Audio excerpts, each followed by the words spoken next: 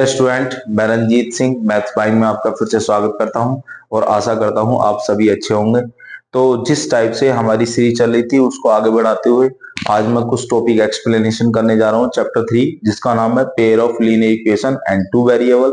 तो उसके बारे में पहले कुछ डिस्कस कर लेते हैं बेसिक चीज, और उस डिस्कस बेसिक चीज के आधार पर आपको क्वेश्चन करने हैं आगे। तो आओ, बेसिक चीज ये है कि भी जो चैप्टर 3 है, चैप्टर 3 की बात करेंगे, pair of linear equation in two variable. अच्छा, वेरिएबल का मतलब क्या है? वेरिएबल का मतलब होता है X Y Z T S dot dot dot dot etc, मतलब वेरिएबल जो चेंज किए जा सकते हैं इन इक्वेशंस।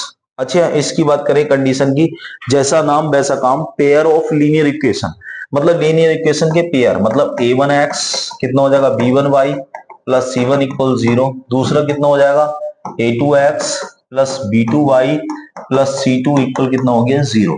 मतलब दो लीनियर इक्वेशंस होंगी, उनकी कंडीशंस को होंगी कि भी अगर कोई एक एक्स एक्सिस और एक वाई एक्सिस है, ये एक्स एक्सिस बोल देते हैं इसको, और इसको वाई एक्सिस बोल देते हैं इसको वाई डैश।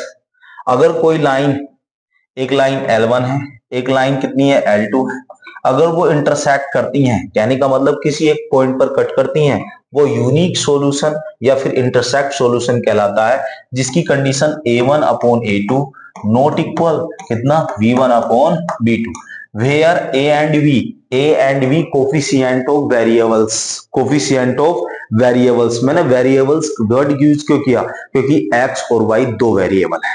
तो ठीक है, ये कोफिशिएंट होते हैं a1 a2 b1 b2 किसके? वेरिएबल के। अगर वो नॉट इक्वल आ जाए तो वो कंडीशंस आपकी क्या कहलाती है? यूनिक सॉल्यूशन या फिर intersect solution.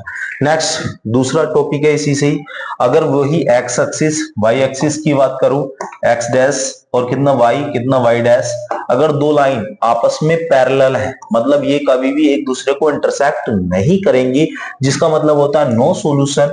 a1 upon a2 equal हो जाएंगी b1 upon b2, but not equal हो जाएंगी c1 अपॉन नीचे कितना c2 के, जिसको बोलते हैं हम नो सॉल्यूशन भी बोलते हैं। कौन क्या बोलते हैं?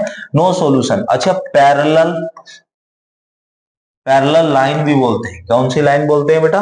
Parallel line. अच्छा, तीसरी कंडीशन की अगर बात करूं तो वो कंसिस्ट करेगी, कहने का मतलब दोनों ही L1 और L2 लाइन एक ही पे ही लाई होंगी, मतलब x डैश x और कितना y डैश, तो कितना हो जाएगा a1 upon a2 equal v1 upon नीचे कितना v2 इक्वल c1 अपॉन नीचे कितना c2, जिसको बोलते हैं हम मैनी सॉल्यूशन। कौन सा वो सॉल्यूशन बोलते हैं भैया? मैनी सॉल्यूशन, और इसको कंसिस्टेंट भी बोलते हैं। Thanks for watching this video, like share and subscribe कीजिए।